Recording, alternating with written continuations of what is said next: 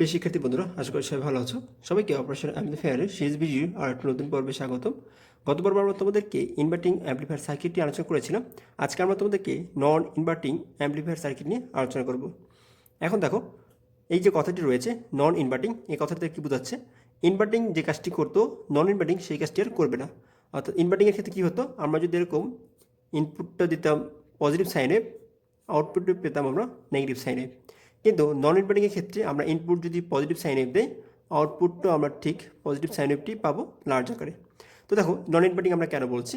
যখন কোনো operation অ্যাম্পলিফায়ারে input signal বিইনকে নন inverting প্রান্তে দেওয়া হয় এবং আউটপুটটিকে ইনপুটের সমফেজে পাওয়া হয়, তখন আমরা এই অপাম্পটিকে বলে থাকি নন ইনভার্টিং অ্যাম্পলিফায়ার। তো দেখো, এখানে আমরা দুটি নন ইনভার্টিং চিত্র অঙ্কন করেছি। উভয় চিত্রই একই, কিন্তু এদের স্ট্রাকচারটি একটু ভিন্ন করে দেখিয়েছি, যাতে করে আমাদের পরীক্ষা হলে কনফিউশনে না পড়ি যে এটি আসলে ইনভার্টিং কিনা বা নন ইনভার্টিং কিনা, অথবা এটি ইনভার্টিং না নন ইনভার্টিং।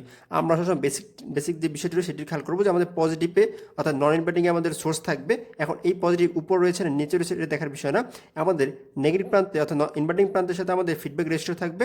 অর্থাৎ আমরা এই বিষয়গুলো শুধু খেয়াল রাখবো। দেখো, এখানে যে চিত্রটি রয়েছে আর এখানে চিত্র একই।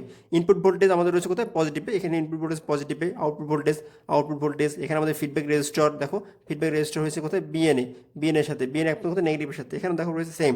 অর্থাৎ এখানে আমরা সেই বিএন আমাদের এই রেজিস্টার আর অন রয়েছে কোথায়? গ্রাউন্ডে। এখানে রয়েছে গ্রাউন্ডে। তো দেখো, দুটি চিত্রই কিন্তু একই। যাতে আমরা চিত্র কেন তোমাদের দেখিয়েছি যে আমাদের ম্যাথ করতে গিয়ে যেন প্রশ্ন তৈরি না হয় যে এখানে আমরা কোন সূত্র অ্যাপ্লাই করব। অবশ্যই এখানে আমরা নন ইনভার্টিং যে সূত্র রয়েছে সেটি অ্যাপ্লাই করব। এখন আমরা নন ইনভার্টিং অ্যাম্পলিফায়ারের যে গেইন নির্ণয় করার সূত্রটি রয়েছে সেই সূত্রটি আমরা প্রতিপাদন করব। সূত্রটি হচ্ছে এরকম যে A B equal to one plus R F by R one. এটি হচ্ছে আমাদের নন ইনভার্টিং অপারেশন অ্যাম্পলিফায়ারের গেইন নির্ণয়ের সূত্র। এখন আমরা এই সূত্রটি প্রতিপাদন করব। এখন আমরা গেইন নির্ণয় করার সূত্রটিকে দুটি পদ্ধতিতে অ্যানালাইসিস করতে পারি। এক, নোডাল অ্যানালাইসিস পদ্ধতি এবং আর হচ্ছে সার্কিট অ্যানালাইসিস পদ্ধতি। আমরা তোমাদের দুটি পদ্ধতি শেখাবো। প্রথমে আমরা নোড পদ্ধতিতে নন ইনভার্টিং অ্যাম্পলিফায়ারে গেইন নির্ণয় করার সমীকরণটি প্রতিপাদন করব। তো দেখো, আমরা জানি কি যে একটি আদর্শ অপারেশন অ্যাম্পলিফায়ারে ইনপুট রেজিস্ট্যান্স মান কী হয়? অসীম হয়। তো এখানে যদি রেজিস্ট্যান্স মান অসীম হয়, যার কারণে আমাদের কী হবে? আমাদের ইনপুট থেকে কোনো কারেন্ট গ্রহণ করবে না এবং এখান থেকে কোনো কারেন্ট বেরো হবে না। তো তার জন্য আমাদের এই অপারেশন অ্যাম্পলিফায়ারের সম্পূর্ণ কারেন্টটি আমাদের আর অন হয়ে আমাদের ফিডব্যাক রেজিস্ট্যান্সের মধ্যে দিয়ে বের হয়ে যাবে। তো এই জন্য আমরা কী লিখতে পারি এখানে আমাদের, যে এখানে কারেন্ট যদি হয় I1, এটা কারেন্ট কী হবে? IA, feedback current. এবং এখানে যে ইনভার্টিং প্রান্তে যে কারেন্ট সেটি কত হবে? IN = 0 ampere. তো অর্থাৎ একটি আদর্শ অপারেশন অ্যাম্পলিফায়ারের ক্ষেত্রে আমরা মূলত এই কন্ডিশনগুলো বিবেচনা করে থাকি। তো তোমাদেরকে কিছু কথা বলে রাখি যে একটি অপারেশন অ্যাম্পলিফায়ারের সার্কিট অ্যানালাইসিস করার সময় আমরা সবসময় সার্কিটটিকে একটি আদর্শ অপারেশন অ্যাম্পলিফায়ার হিসেবে বিবেচনা করব এবং আদর্শ অপারেশনাল অ্যাম্পলিফায়ারের যে বৈশিষ্ট্যগুলো রয়েছে সেই বৈশিষ্ট্যগুলোকে এখানে আমরা ব্যবহার করব। এবং যখন আমাদের বলা হবে একটি অপাম্পটি একটি প্র্যাকটিক্যাল অপাম্প, ঠিক তখনই আমরা অপারেশন অ্যাম্পলিফায়ারের যে ইনপুট ইম্পিডেন্স মান আমরা অসীম ধরি, এখানে আমরা ইনপুট ইম্পিডেন্স মান বসাবো। যখন আমাদের আউটপুট ইম্পিডেন্স মান থাকবে তখন আমরা শূন্যের পরিবর্তে সেই মানটিকে বসাবো। এরকম করে আমরা সেক্ষেত্রে আমরা অপাম্পের সমাধান করব। বাট এছাড়া অন্য সকল ক্ষেত্রে অপারেশনাল অ্যাম্পলিফায়ারটিকে অবশ্যই আদর্শ অপারেশনাল অ্যাম্পলিফায়ার হিসেবে বিবেচনা করব। তো দেখো, এখানে আমরা যদি অপারেশন অ্যাম্পলিফায়ারটিকে আদর্শ হিসেবে বিবেচনা করি তাহলে কী লিখতে পারি? যেহেতু আমাদের ইনপুট ইম্পিডেন্সের মান অসীম রয়েছে, এখান থেকে আমরা যেহেতু কোনো কারেন্ট গ্রহণ করবে না, অর্থাৎ ইনপুট কারেন্টের মান শূন্য হবে। এটা আমরা জানি অপারেশন অ্যাম্পলিফায়ারের যে স্বর্ণসূত্র রয়েছে যে ইনভার্টিং প্রান্তের কারেন্ট এবং নন ইনভার্টিং প্রান্তের কারেন্ট হবে 0 অ্যাম্পিয়ার। এবং অপারেশন অ্যাম্পলিফায়ারের যে ভোল্টেজ ডিফারেন্স এর মান যদি শূন্য করতে চায়, অর্থাৎ VD = 0 অ্যাম্পিয়ার, সো আমাদের VN এবং VP সমান হবে। তো আমাদের VN এবং VP সমান হয়, তাহলে দেখো আমরা যদি এখন এই সার্কিটটি লক্ষ্য করি, আমাদের ইনপুট ভোল্টেজ যখন আমরা নন ইনভার্টিং প্রান্তে প্রয়োগ করি, ভিপিতে প্রয়োগ করি, ভিপির মান যখন আমাদের 4 ভোল্ট, দ্যাটস মিন আমাদের ইনভার্টিং প্রান্তের ভোল্টেজ হবে কত? 4 ভোল্ট। অর্থাৎ VN, এখন আমরা এই পয়েন্টকে নাম দিয়েছি A পয়েন্ট, দ্যাটস মিন আমরা বলতে পারি VA = 4 ভোল্ট। এখন আমাদের যেহেতু আমাদের এই নন ইনভার্টিং প্রান্ত থেকে IN থেকে কোনো কারেন্ট ঢুকবে না এবং যে নন ইনভার্টিং প্রান্ত রয়েছে সেখান থেকে যেহেতু কোনো কারেন্ট বের হবে না এবং ইনভার্টিং প্রান্ত থেকে যেহেতু কোনো কারেন্ট ঢুকবে না, তাহলে আমাদের এখান থেকে I1 এবং IF এর মান সমান হবে। আমরা কী লিখতে পারি এখানে?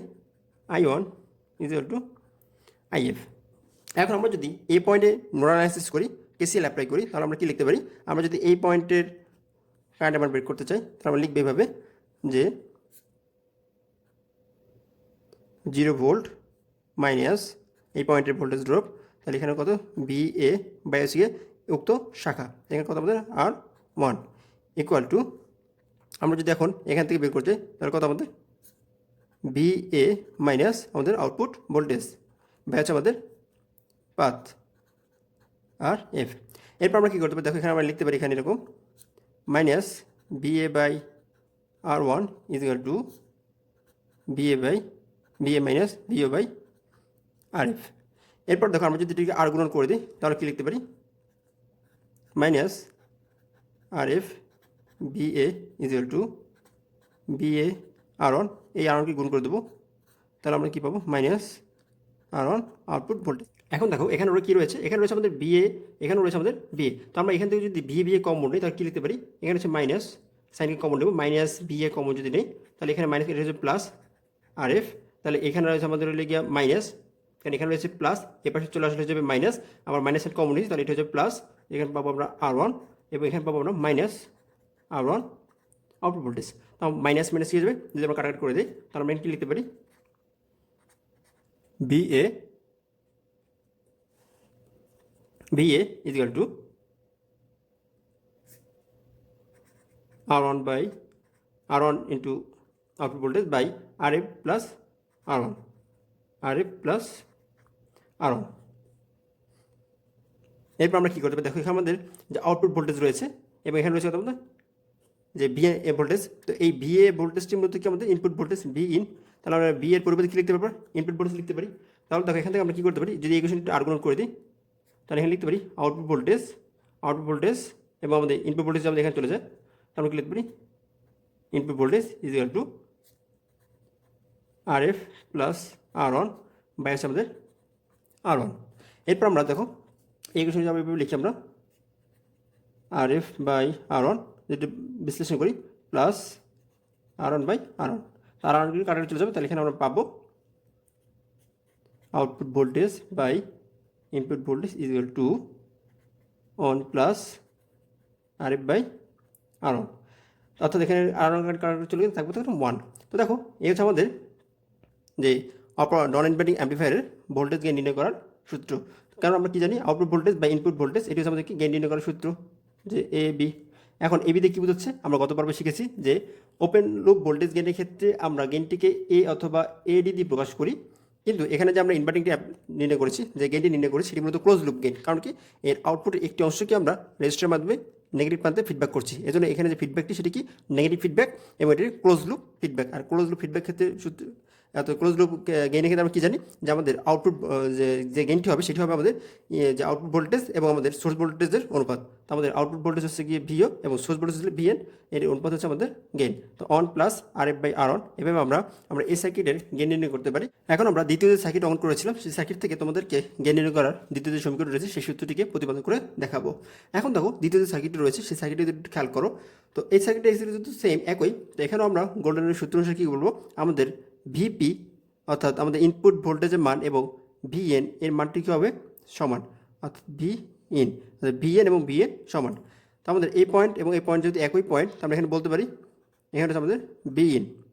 এবং আমাদের দেখো যেহেতু আমাদের এখান থেকে কোনো কারেন্ট আমাদের ওপেন লুপের ভিতরে প্রবেশ করবে না এবং এখান থেকে যদি কোনো কারেন্ট বের হবে না, তার মানে হচ্ছে আমাদের এই যে আর ওয়ান এবং আর এফ অর্থাৎ এই সার্কিট যদি না থাকে, দেখো আমাদের এইখানে যদি কোনো কিছু না থাকে তাহলে কী বলতে পারি, আর ওয়ান এবং আর এফ হচ্ছে আমাদের সিরিজ, অর্থাৎ এখানে আমাদের কারেন্ট হবে সমান, অর্থাৎ এখানে আমাদের যে কারেন্ট প্রবেশ করবে আই1 এবং ফিডব্যাক কারেন্ট এটি কী হবে, সমান হবে। কারণ কি আমাদের এখানে এই লুপটি হচ্ছে ওপেন লুপ, তো ওপেন লুপ যদি হয়ে থাকে তাহলে আমরা কী বলতে পারি, আর এবং আর এফ সিরিজ।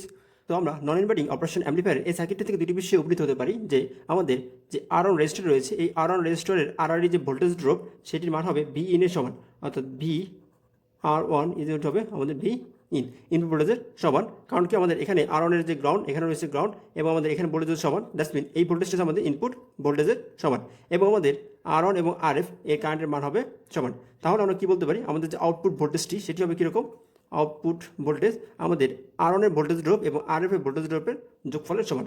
দ্যাটস মিন আমরা বলতে পারি B R one plus V R F, এখানে যে ভোল্টেজ ড্রপ পাবো এবং এখানে যে ভোল্টেজ ড্রপ পাবো এই দুই ভোল্টেজ ড্রপের যোগফলের সমান। কারণ কেমন যেহেতু সিরিজের ভোল্টেজ কি ভাগ হয়ে যায়, অর্থাৎ এই জন্য আমরা বলতে পারি output voltage is to V R one plus V R F. তখন আমরা কি জানি, যেটি একটি অপারেশন অ্যাম্প্লিফায়ারের ক্লোজ লুপ যে গেইন সেটি নির্ণয় করার সূত্র কি, যে A B is to output voltage by হচ্ছে আমাদের ইনপুট ভোল্টেজ। তাহলে আমাদের দেখো এখানে কি লিখতে পারি, output voltage is to V R one plus V R F, এখানে আমরা লিখে রেখেছি output voltage V R one plus V R F by হচ্ছে আমাদের বি ইন।